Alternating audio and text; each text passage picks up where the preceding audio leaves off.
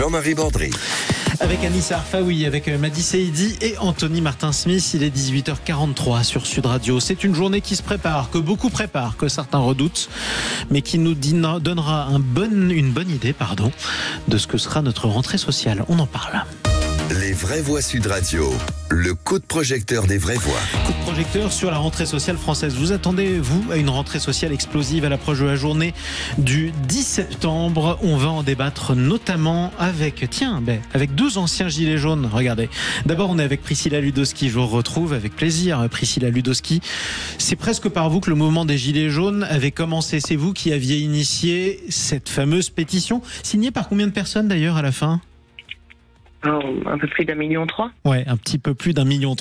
Vous aviez eu une revendication très précise d'ailleurs à l'époque, Priscilla Ludowski, rappelez-la. Oui, c'était au sujet de la taxe carbone. Exactement. Et donc ça tournait autour de la transparence, de l'usage de cette taxe.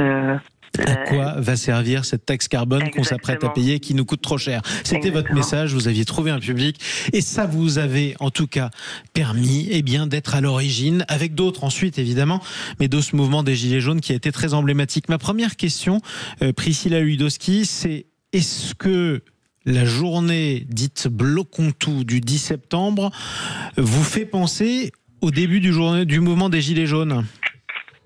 Alors oui, évidemment que ça m'y fait penser parce que voilà, il y a eu plusieurs appels à l'époque à réaliser des blocages ou des opérations dites escargots autour des ronds-points ou des péages. Donc oui, forcément, ça a un écho. Ça vous rappelle les ronds-points, évidemment. C'était le tout début. Donc ça, c'est le premier point. Les revendications sont les mêmes pour vous? C'est quoi? C'est le coût de la vie? Alors à l'époque, ça a démarré avec la taxe carbone, mais ça a vite englobé d'autres revendications, notamment 3 phares qui étaient autour d'abord de la démocratie, parce qu'il y a eu la forte revendication pour le RIC. Ouais. Le référendum d'initiative citoyenne. C'est ça, et puis évidemment il y avait une revendication pour les privilèges des élus et hauts fonctionnaires. Ça a beaucoup fait de bruit, cette revendication sur la réduction des privilèges. Et puis souvent on en entend encore parler quand on entend les augmentations de l'indemnité ou quoi, donc ça revient souvent. Et puis d'autres en lien avec les services publics et puis surtout sur la TVA en fait, la TVA et d'avoir des produits de première nécessité plus accessibles. Donc ça tourne toujours autour de la vie chère et de la précarité en fait. Tiens, je vous propose qu'on donne la parole à Dominique depuis Perpignan au 0826 300 300. Dominique, il faut que je vous présente mes excuses. Je vous ai annoncé en disant ancien gilet jaune. Vous aimez pas qu'on dise ancien parce que au fond vous êtes toujours gilet jaune. Oui, exactement. Que dans l'IT, on est pour toujours tous les gens dans ce cas-là. Alors, en ce qui concerne le mouvement, ça va certainement bouger, mais les gens ont très peur vu ce qui s'est passé justement avec les gilets jaunes. Les violences, les blessés, les gens qui sont handicapés. Vous savez combien de blessés il y a eu, combien d'œils crevés il y a eu, combien de mains arrachées il y a eu, de gens en prison? Oui, il y a eu beaucoup d'éborgnés notamment. Mais pas que. Et le problème, c'est que moi j'allais beaucoup manifester à Montpellier. Le samedi attrapé, dimanche, ils ouvraient le tribunal pour directement nous mettre en prison le lundi. C'était mon cas. D'accord? Alors les gens ont très peur. Après oui, moi j'espère vraiment que ça va bouger, mais j'ai des doutes. Les gens ont peur. Et pour les revendications, la principale c'est Thierry Macron. Voilà. Je vous le dis franchement. Le principal c'est de foutre Macron et tous ses collègues à la rue du pays, quoi. C'est tout point final. C'est la principale. Après tout ce qu'on va vous raconter, c'est pas vrai. C'est surtout virer ce type-là. Et après, on verra. Écoutez, on va en débattre. Il a détruit la France, il a tapé sur son peuple, il a tapé sur les pompiers, il a tapé sur les infirmières, il nous a foutu dans la merde complète, il a tout vendu, il a détruit la France. Vous n'avez pas changé d'avis en tout cas, on a bien compris depuis le mouvement des Gilets jaunes. Et c'est pour ça que vous participerez à ce mouvement du 10 septembre. Je voudrais vous remercier Dominique et à bientôt. Moi j'ai une question pour Dominique, Jean-Marie. Mais bien sûr, Anthony Martin-Smith, allez-y. Oui, est-ce que vous vous sentez intact dans votre envie d'en découdre avec non pas ce gouvernement qui est le fruit finalement de décisions politiques diverses et variées, mais est-ce que vous vous sentez d'en découdre avec ce mouvement que vous décriviez juste à l'instant, où vous vous dites c'est pas grave, on attendra 2027 et on fera du dégagisme? Non, là c'est maintenant, parce que il y a trop longtemps que ça dure, et si ça bouge pas maintenant, c'est fini, quoi. Là, il y a une opportunité, et les gens, il faut qu'ils fassent un effort de sortir, et voilà, il faut que tout le monde sorte dans la rue. Vous n'avez pas peur de la répression qui était justement décrite à l'instant? Si, j'ai peur parce que moi, ça m'a coûté très très cher et je suis très loin d'être le seul, malheureusement. Mais non, j'ai pas peur parce que moi, ils me mettront pas à jour et beaucoup d'autres personnes non plus d'ailleurs. Et on fera le maximum. Si on n'y arrive pas, au moins on aura essayé. Qu'est-ce que je vous dis? Merci. Si les gens merci, courage à vous en tout cas. Voilà. Mais merci si pour votre témoignage. Si les gens ne sont pas capables de suivre, voilà. On verra ça. Merci à vous, Dominique, depuis Perpignan, au 0826 300 300. Ça pose aussi d'autres questions, d'ailleurs, parce que le climat est très tendu en France à tous les échelons. On a assisté, par exemple, ça n'avait rien à voir avec des revendications, à des scènes de violence spectaculaires dans la ville d'Aurillac, en marge d'un festival, après que des policiers sont arrivés pour arrêter des gens qui taguaient une devanture d'une banque. On a eu des émeutes, tout simplement. Il a fallu envoyer des CRS. Est-ce qu'il faut avoir peur de voir la récupération du mouvement aussi par des éléments radicaux et très politisés, Anissa Arfaoui? C'est évident. C'est d'ailleurs déjà fait. C'est déjà en cours, puisque le mouvement a déjà été récupéré par la France Insoumise. Les gens qui ont envie d'en découdre et qui sont extra-violents seront toujours là pour récupérer des bribes de ce qui reste de toute manifestation. Donc c'est déjà récupéré.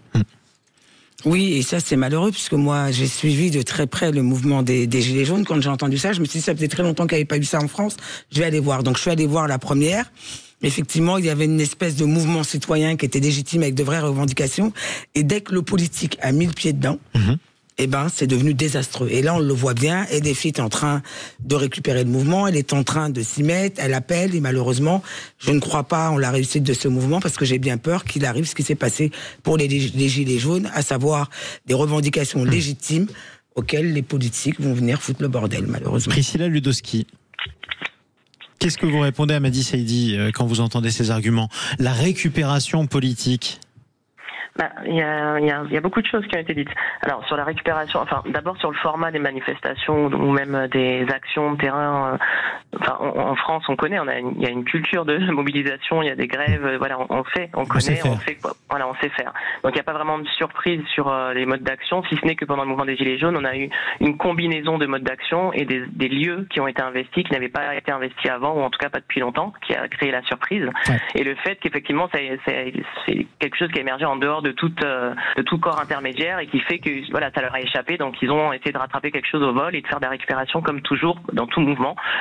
Donc c'est pas une surprise, mais effectivement c'est difficile lorsque vous essayez de revendiquer quelque chose à titre citoyen, on va dire, parce que vous êtes moins audible, parce que vous avez moins de réseaux, de caisses de résonance et du coup on entend beaucoup plus ceux qui ont l'habitude d'avoir la parole, donc les politiciens, les syndicats et autres. Donc oui, c'est ce risque, il a toujours été. Est-ce qu'il peut plomber le mouvement? C'était ma question. Qu'est-ce qu'il peut, pardon ? Est-ce qu'il peut, ce risque, plomber le mouvement? Le fait que, par exemple, vous ayez, pourquoi pas, des manifestants plutôt de droite ou alors plutôt, je sais pas, du centre ou de n'importe quoi, qui n'aiment pas la France Insoumise et qui voient le drapeau de la France Insoumise et qui se disent, dans ce cas-là, j'irai pas manifester. De toute façon, ça arrivera dans tous les sens. C'est-à-dire que ceux qui ne sont pas pour la France Insoumise ne voudront pas venir et ceux qui ne sont pas pour les autres partis de droite, extrême droite ne voudront pas venir. Ouais. Donc c'est ça le sujet. Donc ce qui a permis que le mouvement des Gilets jaunes émerge aussi fort, en apparence spontané, parce que ça a été du travail. On dit ça, on mobilise pas 700 points en France simplement en faisant un appel à la radio. Donc on a beaucoup bossé en sous-marin, on va dire, avant que ça émerge. Mais surtout, c'est parce qu'on s'est d'abord connus en ligne et que donc à ce moment-là, il n'y avait pas de considération politique. On sortait pour des questions de précarité, de démocratie. Il y avait tout le monde là-dedans en plus dans les opinions. Tout le monde se reconnaissait dans ce qu'il y avait à revendiquer. C'est lorsqu'il y a eu effectivement les politiques et qu'on a eu tous ces corps intermédiaires qui se sont associés que là les débats ont évolué et puis que ça a pris un aspect beaucoup plus revendicatif sur certains sujets. Et donc du coup, ça a pu à un moment donné diviser, séparer les gens, etc. Mais dans un premier temps, ça a d'abord été spontané parce que on s'est retrouvés sur un terrain plus ou moins neutre, donc le numérique, donc encore une autre forme assez inédite d'émergence de mobilisation, qui ensuite a permis aux gens de se rapprocher très fort, de sortir dans la rue, mais après il y a eu des politiques. Alors après, l'idée c'était pas de dire que ces personnes-là ne sont pas les bienvenues au sens du débat. Mais c'est plutôt effectivement pour éviter qu'il y ait de la récupération au sens où on a décrivait tout à l'heure. Anissa Arfaoui. Moi, je pense que là où les politiques se mêlent, il y a division. C'est quand il y a un consensus populaire à la base, que ce soit pour les Gilets jaunes il y a quelques années ou aujourd'hui avec cette journée du 10 septembre. Il y a un consensus populaire avec aucune distinction de couleur politique, de choix social. Voilà. On est sur un consensus des taxes. Et d'ailleurs, tout à l'heure, quand vous avez énuméré les revendications des Gilets jaunes, j'ai l'impression que rien n'a changé. C'est les mêmes. On entend exactement la même chose. Et juste pour terminer, on tolérer l'introduction de couleurs politiques sur une manifestation de ce type, c'est accepter la division. Et c'est dommage parce que, moi je trouve ça dommage parce que là où il y avait consensus, en fait il n'y en aura plus. Bon, en tout cas, on suivra évidemment ce mouvement du 10 septembre. J'aimerais tous vous remercier d'en avoir débattu. En tout cas, désolé Anthony Martin-Smith, vous l'avez senti, je vous ai coupé l'herbe sous le pied, ça arrive. Mais c'est l'horloge qui a fait ça, c'est pas ma faute. Priscilla Ludowski, d'abord, merci beaucoup. Je rappelle que vous êtes la présidente du collectif des luttes sociales et environnementales. C'est le titre duquel vous vous prévalez aujourd'hui. À bientôt sur Sud Radio, Priscilla Ludowski. Quand vous le voudrez. Merci à Anthony Martin-Smith, merci à Anissa Arfaoui. Vous ne couperez pas 2 fois, Jean-Marie. C'est ça, exactement. Et merci à Madi Seydi. Je le rappelle, à partir de lundi, vous retrouverez à la même heure Judith Belair qui revient de vacances en compagnie de Frédéric Brindel. Mais les vraies voix resteront toujours les vraies voix. Quant à moi, je vous souhaite une excellente soirée à l'écoute de Sud Radio. Du côté des commerces, avec Sud Radio et le réseau des chambres de commerce et d'industrie.